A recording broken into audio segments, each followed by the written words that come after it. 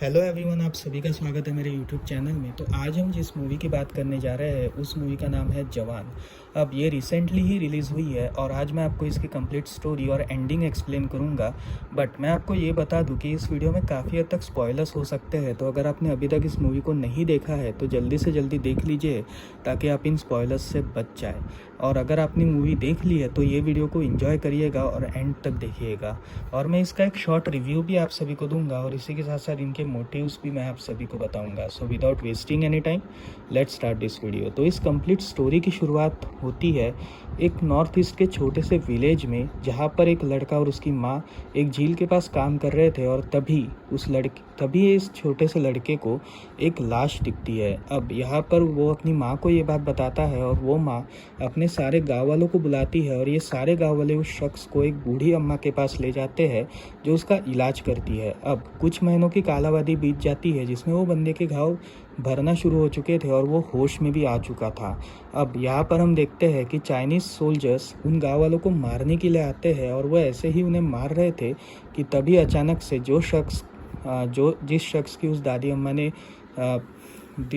ने जिस शख्स का इलाज किया था वो शख्स उठ खड़ा होता है और उन सारे जवानों को ख़त्म करता है। जिसके बाद वो ये पूछता है कि आखिर वो है कौन, जिसमें वो जो लड़का था वो उसे ये कहता है, जो छोटा बच्चा था वो उसे ये कहता है कि वो उसके बारे में पता लगाएगा।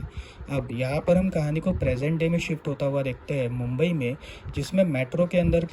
कुल 6 लड़कियाँ और एक शख्स जिसने एक्चुअली मास्क वगैरह पहन रखा था, वो सभी मेट्रो स्टेशन के अंदर एक मेट्रो ट्रेन पकड़ते हैं और यहाँ पर एक कंप्लीट फुल प्लेज्ड प्लान शुरू हो जाता है जिसमें हथियार है और उसी के साथ साथ बंदूक वगैरह लाने का प्लान था और वो सक्सेसफुली इसे अंदर ले आते हैं। और उसके बाद वो एक बहुत बड़ी बिजनेसमैन की बेटी को भी मेट्रो के अंदर ले आते हैं। एक्चुअली वो उसी को ही चाहते थे, इसलिए वो एक बहुत बड़े बिजनेसमैन की बेटी को ट्रैफिक में फंसाते हैं क्योंकि उस बिजनेसमैन की बेटी की एग्ज़ाम थी।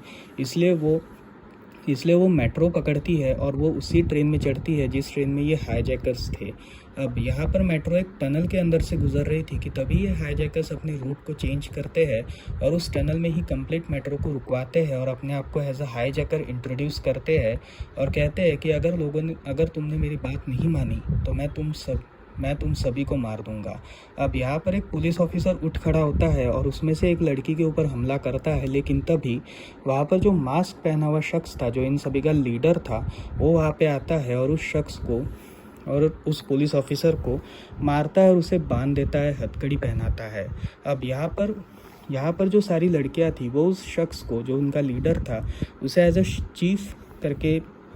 करके पुकार रही थी। और तभी वो मेट्रो के ऑफिशियल्स को कहता है कि अगर ये मेट्रो के लोगों को बचाना चाहते हो तो एक अच्छी से नेगोशिएटर को लेकर आओ ताकि मैं उनके साथ नेगोशिएट कर सकूं। अब नेगोशिएट के रोल में नर्मदा नाम की एक पुलिस ऑफिसर आती है जो एक ईमानदार पुलिस ऑफिसर थी और वो उस चीफ के साथ नेगोशिएट करने लगती है। अब यहाँ पर नेगोशिएशन के दौरान वो चीफ ये कहता है कि उसे एग्रीकल्चर मिनिस्टर की ज़रूरत है और अगर 5 मिनट के अंदर अंदर वो एग्रीकल्चर मिनिस्टर नहीं आया तो वो उन सभी लोगों को मार देगा जिसने उसे एज अ हॉस्टेजेस बना के रखा है। अब 5 मिनट के अंदर अंदर एग्रीकल्चर मिनिस्टर उस मेट्रो ऑफिस में आता है जिसमें वो उस चीफ से बात कर रहा था और तभी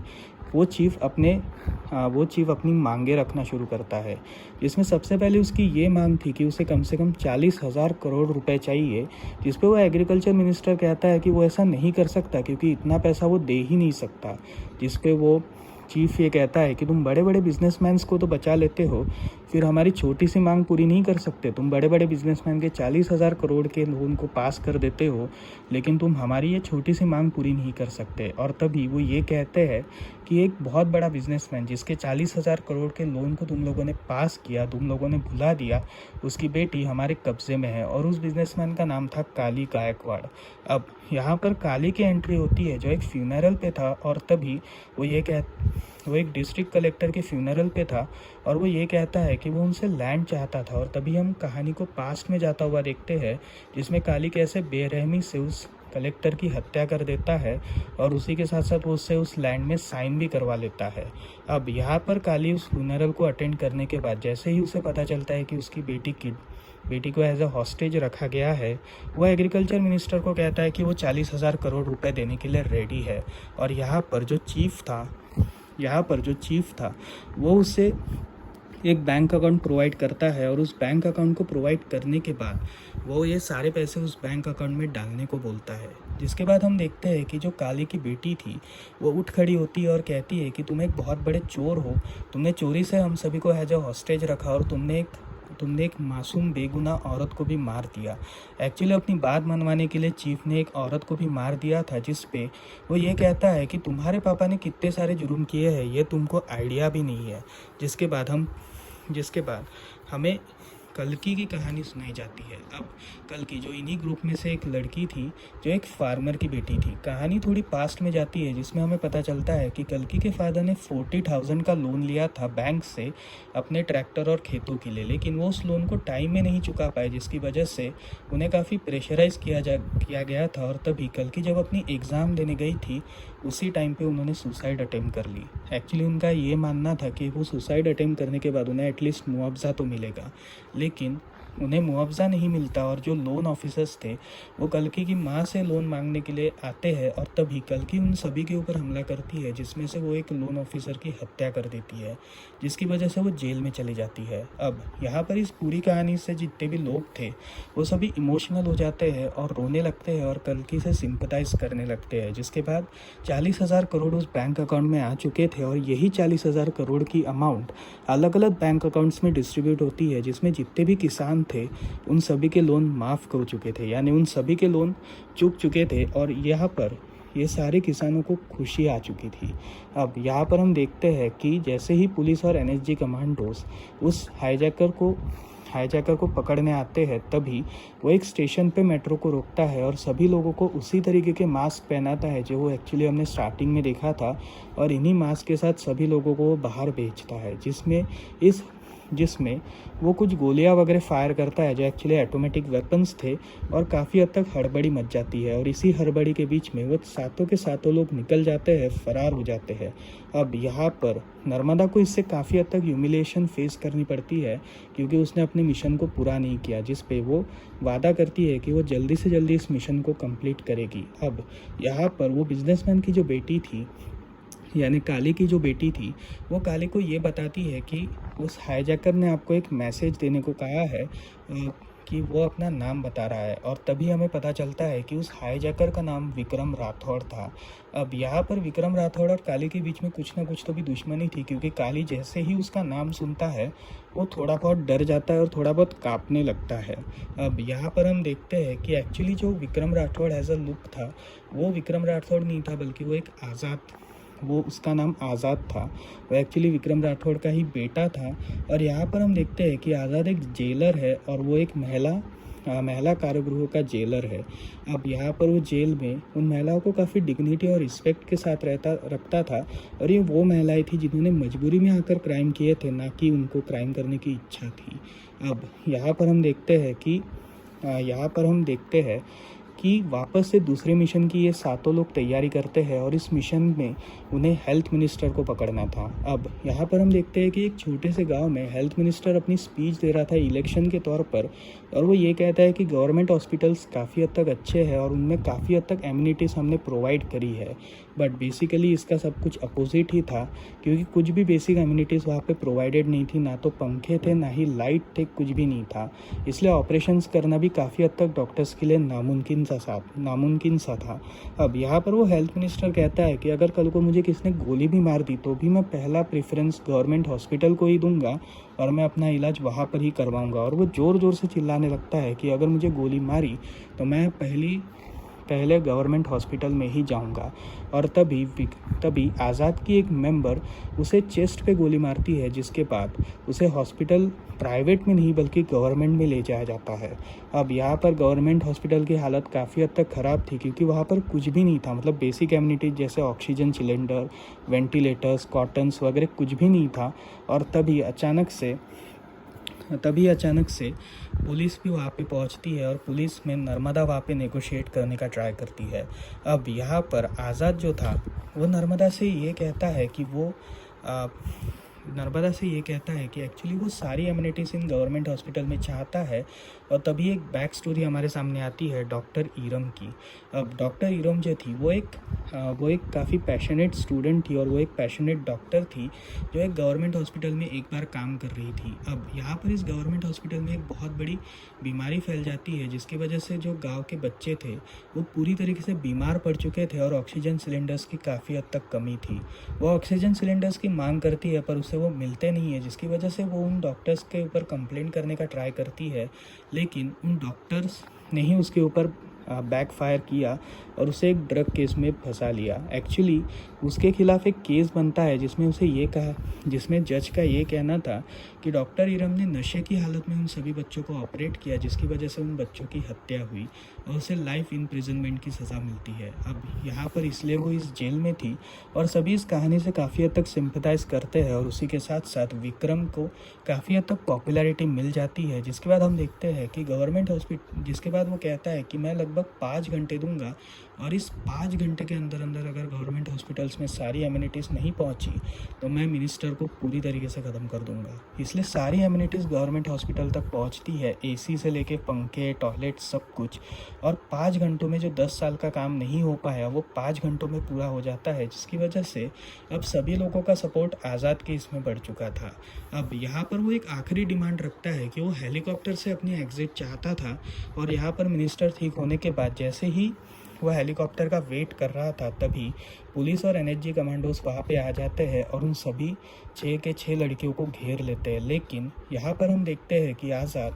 एक उस कंप्लीट हॉस्पिटल के स्ट्रक्चर को बॉम्ब से उड़ाकर वो वहाँ से निकलता है और नर्मदा के साथ थोड़ी फाइट करने के बाद वो उस प्लेन में चढ़ जाता है। अब यहाँ पर हम देखते हैं कि आज़ाद जो था वो जेलर था और उसकी जो एक दाई थी जिसका नाम कावेरी था वो उसे एक लड़की से मिलवाती है। अब यहाँ पर ये लड़की और कोई नहीं बल्कि नर्मदा थी और नर्मदा की ऑलरेडी एक बेटी थी, जिस पे नर्मदा आज़ाद से ये कहती है कि एक्चुअली उसका एक रिलेशनशिप था और जब वो रिलेशनशिप से ब्रेकअप कर चुकी थी तब तक वो प्रेग्नेंट हो चुकी थी। उसके बॉयफ्रेंड ने उसे सजेस्ट किया कि अगर वो चाहे तो अबॉर्शन कर सकती है, लेकिन उसने अपने बॉयफ्रेंड को छोड़कर अपनी बेटी को पालना ज़रूरी समझा। यहाँ पर आज़ाद और नर्मदा इन दोनों की शादी होती है, लेकिन इस कंप्लीट शादी के पहले नर्मदा को एक इमेज मिलती है जो एक्चुअली विक्रम का थोड़ा बहुत रेफरेंस था और वो ये समझती है कि एक्चुअली विक्रम के 3 एज ग्रुप्स में निकले हैं। मतलब विक्रम 3 एज ग्रुप्स में है, जैसे यंग वर्जन हो गया या फिर 50-60s का हो गया। इसलिए वो अपने साथी ईरानी से ये कहती है कि वो जल्दी से जल्दी विक्रम का एक ऐसा लुक बनाए जो 20s या 50s है उस एज के ग्रुप में आ सके। अब यहाँ पर वो ये पेंटिंग को बनाना शुरू कर रहा था और तभी उसे ये बात रियलाइज़ होती है कि वो यंग वर्जन में और कोई नहीं बल्कि आज़ाद टाइप का ही बंदा दिख रहा था। यहाँ पर हम देखते हैं कि शादी के रात में जब एक्चुअली आज़ाद और नर्मदा ये दोनों एक दूसरे के साथ अकेले टाइम स्पेंड कर रहे थे, तभी अचानक से ईरानी का मैसेज आता है, ईरानी का कॉल आता है। वो उसे कहता है कि वो फ़ोटोज़ चेक करे जिसमें उसे आज़ाद की इमेज दिखती है और यहाँ पर वो काफ़ी हद तक शॉक थी। वो आज़ाद को पकड़ लेती है और यहाँ पर आज़ाद उसे ये कहता है कि वो उसे सारी सच्चाई बताने वाला था। यहाँ पर हम देखते हैं कि नर्मदा आज़ाद को एक गोली मारती है हाथ पे, जिसके बाद उनके घर पर गोलीबारियाँ शुरू हो जाती है। जो आज़ाद की सोल्जर्स थी, मतलब जो लड़कियाँ थी 6, वो सब आज़ाद को बचाने के लिए आती है और तभी हम देखते हैं कि आज़ाद और नर्मदा को एक काली से खंडर में ले जाया जाता है जो एक्चुअली काली के लोगों का ही था। अब यहाँ पर काली के लोग नर्मदा और उसी के साथ साथ आज़ाद को मारने लगते हैं और तभी एंट्री होती है आज़ाद के एक्चुअल फादर विक्रम राठौड़ की। अब यहाँ पर विक्रम राठौड़ आकर उन सभी लोगों को मार देते हैं और उसमें एक काली का भाई भी था जो एक्चुअली उसका सगा भाई था एंड उसकी भी इसमें मौत हो जाती है। अब यहाँ पर हम देखते हैं कि विक्रम आज़ाद को लेकर एक हॉस्पिटल में चला जाता है उसका इलाज कराने, क्योंकि मारने की वजह से वो बेहोश हो चुका था और यहाँ पर नर्मदा को जेल में डाल दिया जाता है क्योंकि उसने आज़ाद को सपोर्ट किया था। अब यहाँ पर हम ये देखते हैं कि काली रशिया में गया था एक डील करने और यहाँ पर उसी डील में उसे ये बात पता चलती है कि उसके भाई की डेथ हो चुकी है, जिसकी वजह से वो वापस इंडिया आता है। एक्चुअली रशिया में उसने एक डील करी थी कि वो केमिकल फैक्ट्रीज इंडिया में सेटअप करेगा और एक बहुत बड़ा बिजनेसमैन उसे ये डील दे देता है। अब यहाँ पर हम देखते हैं कि काली अपने भाई की मौत की वजह से काफ़ी हद तक परेशान था और वो उन सभी लोगों को मारना चाहता था जो इसमें इन्वॉल्व थे।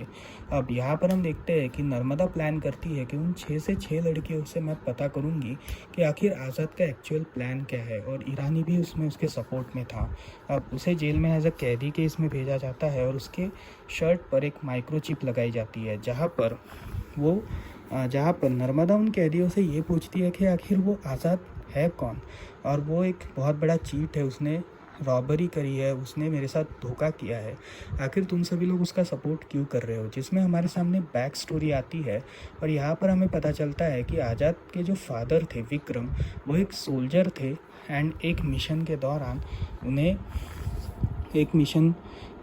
जो एक्चुअली अफ़गानिस्तान में था, वहाँ पर उन्हें कुछ 35 ट्रक ड्राइवर्स को बचाना था जो इंडियंस थे। अब इसके पहले एक ऑपरेशन लीड किया गया था जिसमें 27 सोल्जर्स को भेजा गया था, पर उन 27 के 27 सोल्जर्स मारे गए, इसलिए उनकी एक एलिट टीम जो एक्चुअली कमांडोज की टीम थी उसको विक्रम लीड कर रहा था, उन्हें उस जगह पे भेजा जाता है। अब यहाँ पर विक्रम और उसकी टीम जैसे ही उन लोगों के ऊपर हथियारों से हमला करना शुरू करती है, उनके हथियारों में डिफेक्ट्स आने लगते हैं। अब यहाँ पर इन डिफेक्ट्स की वजह से उन्हें बीच में ही काफ़ी हद तक केओस का सामना करना पड़ता है, लेकिन फिर भी वो उन 35 के 35 ट्रक ड्राइवर्स को बचा लेते हैं। अब यहाँ पर विक्रम को एक अवार्ड और मेडल से नवाजा जाता है और इसी टाइम पे वो ये कहता है कि जिसने भी ये आर्म्स डील करी है, जिसने भी ये हथियार उन्हें दिए हैं, वो काफ़ी फर्जी और उसी के साथ साथ फेक है, और वो इन सभी की चेकिंग करना चाहता था और एक कंप्लेंट रेज करना चाहता था इस आर्म्स डीलर को लेके। अब यहाँ पर काली, जो एक्चुअली एक बहुत बड़ा आर्म्स डीलर था, उसे समन जाता है और यहाँ पर हम देखते हैं कि काली और उसी के साथ साथ विक्रम, ये दोनों आमने सामने थे। अब यहाँ पर काली ये कहता है कि वो इस कंप्लीट फेलियर की जिम्मेदारी अपने सर पे लेता है और ये एक्चुअली एक ह्यूमन एरर है। एक्चुअली उसमें उन बंदूकों में एक मैनुअल है जो फॉरेन लैंग्वेज में लिखा गया है, जिसकी वजह से हमारे सोल्जर उन फॉरेन लैंग्वेज को समझ नहीं पाए, लेकिन वो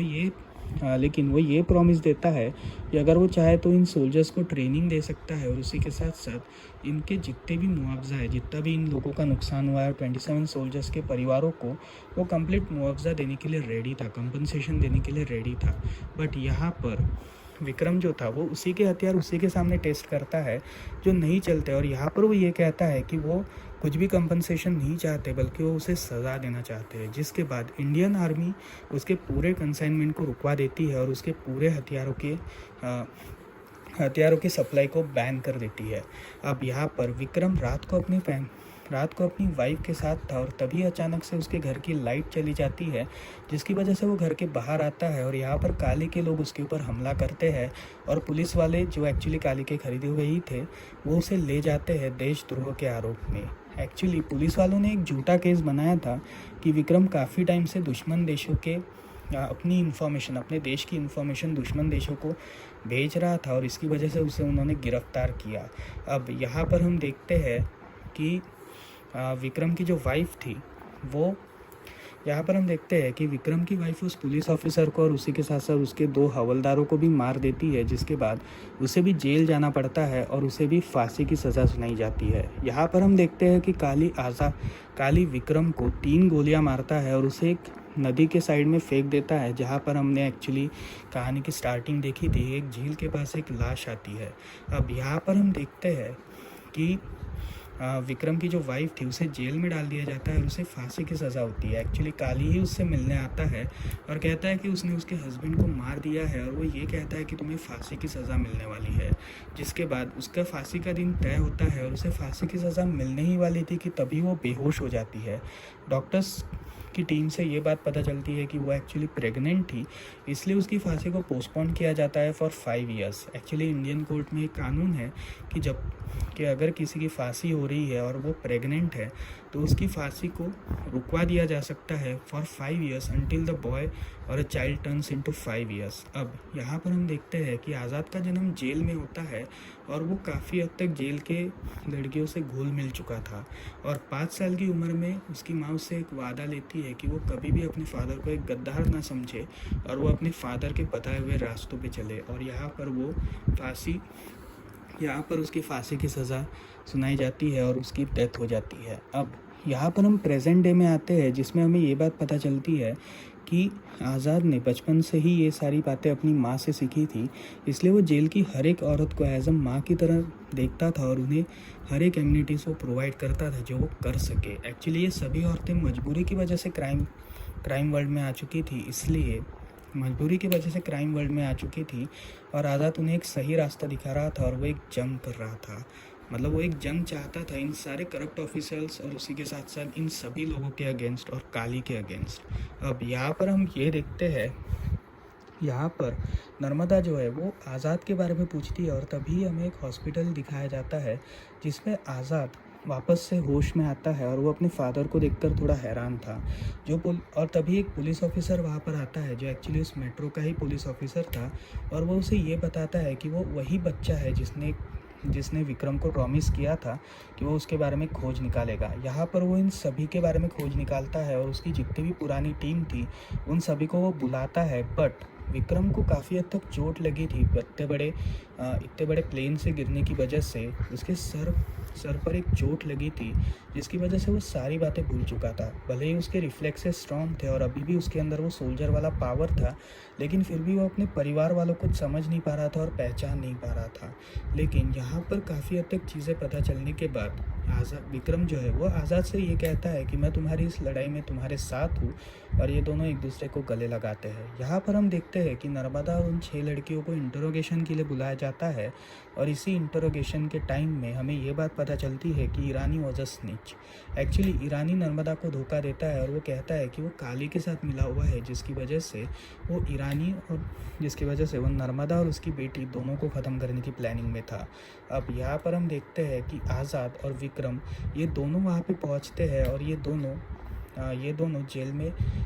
में उन सभी लोगों को मारने लगते हैं जो इनके अगेंस्ट थे, और उसी के साथ साथ आज़ाद ईरानी को ख़त्म कर देता है।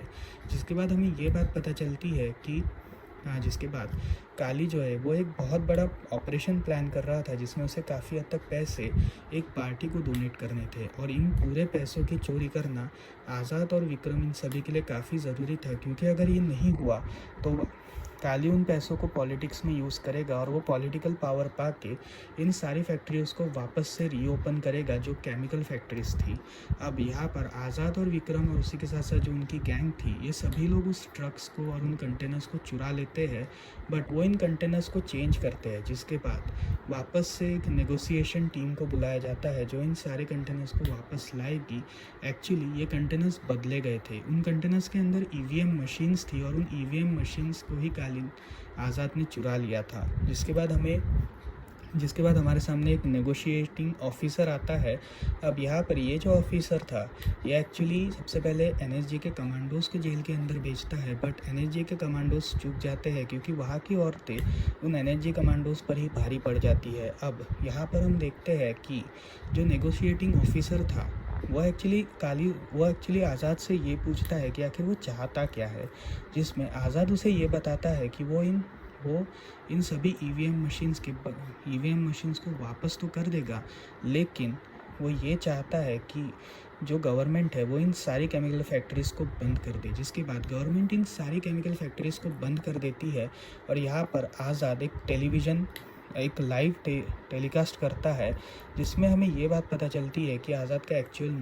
मोटिव क्या था। अब यहाँ पर हम देखते हैं कि उस कंटेनर की चोरी के टाइम पर काली के आदमियों ने विक्रम और उसके लोगों को पकड़ लिया था, जिसकी वजह से वो काफ़ी हद तक शॉक था कि आखिर आज़ाद उसके पास है तो वो टीवी पे बात कौन कर रहा है। जिस पर हमें ये बात पता चलती है कि आज़ाद सभी लोगों से ये कहता है कि वो अपना वोट केयरफुली लोगों को दे और वो चुन के दे। जैसे हम लोग छोटी छोटी चीज़ों को लेके सवाल और जवाब करते हैं, वोट देते टाइम हम ये सवाल जवाब क्यों नहीं करते? वोट देते टाइम हम लोग ये क्यों नहीं पूछते कि जो सामने वाला बंदा है, जो इस गवर्नमेंट को लीड करने वाला है, वो कैसे लीड करेगा और आखिर वो क्या करने वाला है, ये हम क्यों नहीं पूछते? तो वो ये सारी चीज़ें पूछनी ज़रूरी है। जिसके बाद वो ईवीएम मशीन्स को वापस भेजने की तैयारी में था। अब यहाँ पर हम देखते हैं कि काली ने विक्रम के सारे लोगों को एक एक करके मारने लगा था और उनमें से एक बंदे को वो जेल में भेजता है और यहाँ पर ही काली और उसके गैंग की एंट्री होती है। अब यहाँ पर वो विक्रम जो एक्चुअली घायल था उसे लेकर आता है और वो आज़ाद और विक्रम दोनों को ख़त्म करता है। अब मतलब दोनों को मारने लगता है और इसी मारामारी के बीच में वो विक्रम को मारने की कोशिश कर रहा था, विक्रम को वो बंदूक से उड़ाने की कोशिश कर रहा था, बट उसकी बंदूक वैसे ही ख़राब होती है जैसी एक्चुअली उस टाइम पे जो आर्म्स डील हुई थी उसमें जैसे विक्रम की बंदूक ख़राब हो चुकी थी वैसे ही बंदूक उसकी भी ख़राब निकलती है और इसी बंदूक के क्लिक की आवाज़ से विक्रम को सारी पुरानी चीज़ें याद आने लगती है। वो उन सारी चीज़ों को याद करता है और बहुत रोता है कि वे काली की वजह से उसने अपने पूरे परिवार को खो दिया। जिसके बाद वो वापस से उठ खड़ा होता है और वो काली को और उसके लोगों को मारने लगता है। वो आज़ाद को भी खोल देता है और आज़ाद और विक्रम ये दोनों मिलकर काली के आदमियों को ख़त्म करने की फिराक में थे। अब वो उन सभी लोगों को ख़त्म करते हैं जिसके बाद वो दोनों काली को फांसी के रूम में लेकर जाते हैं और कहते हैं कि जो एक्चुअली काली ने फेक केस विक्रम और उसकी माँ के अगेंस्ट किया था उसी की फांसी वो आज उसे देने वाले हैं और वो सभी लोग काली को फांसी पे चढ़ा देते हैं जिसकी वजह से काली की डेथ हो जाती है। और यहाँ पर हम देखते हैं कि ये सभी लोग आउट ऑफ इंडिया चले जा चुके हैं और आउट ऑफ इंडिया में ये अभी थोड़ा चिल कर रहे थे और तभी हमें ये बात पता चलती है कि जो नेगोशिएटिंग ऑफिसर था वो एक्चुअली आज़ाद के साथ स्टार्टिंग से था और वो आज़ाद की स्टार्टिंग से हेल्प कर रहा था और वो तभी ये कहता है कि एक बहुत बड़ी चोरी उन लोगों को एग्जीक्यूट करनी है स्विस बैंक में और वो वहाँ से चला जाता है। जिसके बाद वो अपने सभी गैंग मेंबर्स को बुलाता है इंक्लूडिंग हिज फादर कि हमें एक नया टास्क मिला है और हमें वो टास्क पूरा करना होगा और यहीं पर ये कंप्लीट पिक्चर ख़त्म होती है। तो ये थी स्टोरी जवान इस मूवी की। अगर मैं पर्सनली इस मूवी को कहना चाहूँ तो एक काफ़ी अच्छी मूवी है, एक मसालेदार मूवी है। अगर आप सभी एक्चुअली एक्शन लवर है और एक्शन की मूवीज़ के बहुत बड़े फ़ैन हैं तो ये मूवी आपको ज़रूर देखनी चाहिए। काफ़ी हद तक ज़बरदस्त मुझे लगी। कुछ चीज़ों की वजह से मैं इस मूवी को इतना ये नहीं करूँगा, लेकिन वन टाइम वॉच या फिर एक बढ़िया मूवी के हिसाब से ये मूवी आप सभी को ज़रूर एक बार देखनी चाहिए। शाहरुख सर ने अपने रोल को बहुत बखूबी से निभाया है और विजय सर ने तो कमाल ही कर दिया। लिटरली वो विलन के रोल में छा चुके हैं। अब यहाँ पर अगर मैं इस कंप्लीट स्टोरी की बात करूँ तो स्टोरी मुझे काफ़ी हद तक पसंद आई और मुझे मज़ा भी आया इस मूवी को देखने में। तो आपको ये वीडियो कैसी लगी? तो यहीं पर ही इस वीडियो को एंड होता है। आपको ये वीडियो कैसी लगी मुझे कमेंट सेक्शन में ज़रूर बताइएगा और मिलते हैं अगली वीडियो में। तब तक के लिए बाय बाय।